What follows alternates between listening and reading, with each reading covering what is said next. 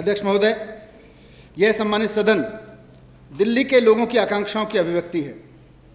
दिल्ली के लिए पूर्ण राज्य का दर्जा केवल एक औपचारिकता भर नहीं है, बल्कि उनके द्वारा, दिल्ली के लोगों द्वारा दिए गए जनादेश और उनकी इच्छाओं को सही में पूरा करने के लिए एक अपेक्षा भी है। हम केंद्र सरकार के साथ लगातार इस मुद्दे को उठा रहे हैं। तो ये इसका एक आधार था जिस पे खड़े होकर हम इस बजट की बात कर रहे हैं। अब मैं सदन के सामने 2015-16 के लिए आय व्यय की बात करूं, उससे पहले सदन का ध्यान दिल्ली की फाइनेंशियल पोजीशन और प्राइस सिचुएशन की ओर दिलाना चाहता हूं। प्राइस सिचुएशन की बात करें तो दिल्ली में महंगाई की दर 2014-15 के दौरान 6.6% थी, जबकि इसकी तुलना में मुंबई में यह 8.3%, कोलकाता में 6.1% और राष्ट्रीय स्तर पर देखें तो 6.4% थी। सरकार आवश्यक वस्तुओं के मूल्यों पर निरंतर निगरानी रख रही है। समय अनुसार बाजार में दखल देके मूल्यों पर नियंत्रण रखने के उपाय किए जाएंगे। दिल्ली सरकार ने पहली बार प्याज और आलू का सुरक्षित भंडार बनाने के लिए फैसला किया है, ताकि इन वस्तुओं की कमी होने पर बाजार में दखल दी जा सके और उन पर इनके दाम को काबू में लाया जा सके। इसके साथ साथ लगातार जहाँ भी होर्डिंग की कोशिश की जा रही है, जहाँ भी जमाखोरी की कोशिश की जा रही है, वहाँ भी सख्ती बरती जा रही है। अब मैं थोड़ा सा फाइनेंशियल पोजीशन की बात करूं दिल्ली राज्य की। अध्यक्ष महोदय, 2014-15 के दौरान दिल्ली को लोकतांत्रिक तरीके से चुनी हुई सरकार से विमुख रखा गया, वंचित रखा गया।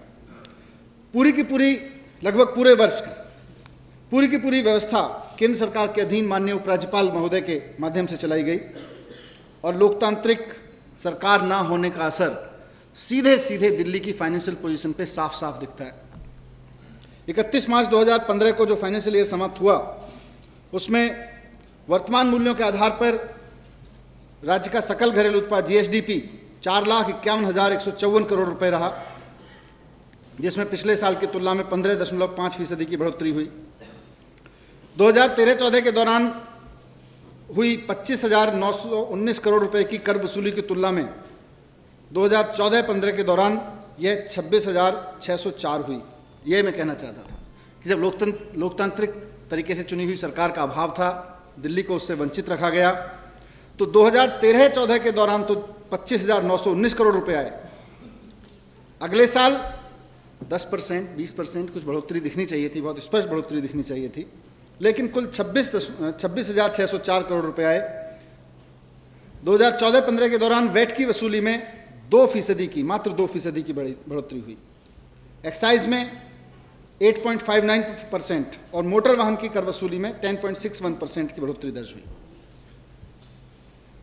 कांस्टेंट प्राइसेस के आधार पर देखें तो दिल्ली की अर्थव्यवस्था में पिछले साल 8.2% की वृद्धि दर्ज हुई, जबकि इस दौरान राष्ट्रीय स्तर पर अर्थव्यवस्था में 7.3% की वृद्धि देखी गई। दिल्ली में राष्ट्रीय स्तर के मुकाबले कहीं ज़्यादा अपेक्षा की जाती है। तो ये कुछ और तर्क संगत तथ्य भी हैं जिन्हें मैं दोहराना चाहता हूं, जिनकी चर्चा मैंने लेखानुदान प्रस्तुत करते हुए भी की थी कि GSDP के अग्रिम अनुमानों के अनुसार दिल्ली में प्रति व्यक्ति वार्षिक आय 2014-15 में वर्तमान मूल्यों पर 2,40,849 रुपये रही, जो राष्ट्रीय स्तर की प्रति व्यक्ति आय की तुलना में 2.7 गुना अधिक रही। ये बहुत बड़ा डेटा है अध्यक्ष महोदय। दिल्ली के लोग मेहनत करते हैं, दिल्ली के लोग कमाते हैं। दिल्ली के लोग जब मेहनत करके कमाते हैं, अपना बिजनेस करते हैं, नौकरी करते हैं, तो फिर इनकम टैक्स देते हैं। तमाम तरह के व्यापारियों को के माध्यम से तमाम तरह के व्यापार में सहयोग करते हुए सर्विस टैक्स देते हैं। 14वें केंद्रीय वित्त आयोग ने केंद्रीय करों में राज्य की हिस्सेदारी 32% से बढ़ा के 42% करने की सिफारिश की। केंद्रीय वित्त आयोग की इस सिफारिश से दिल्ली को वंचित रखा गया है। दिल्ली सिर्फ यूटी नहीं है, स्टेट विद लेजिस्लेचर है, उसके बावजूद दिल्ली को इससे वंचित रखा गया है।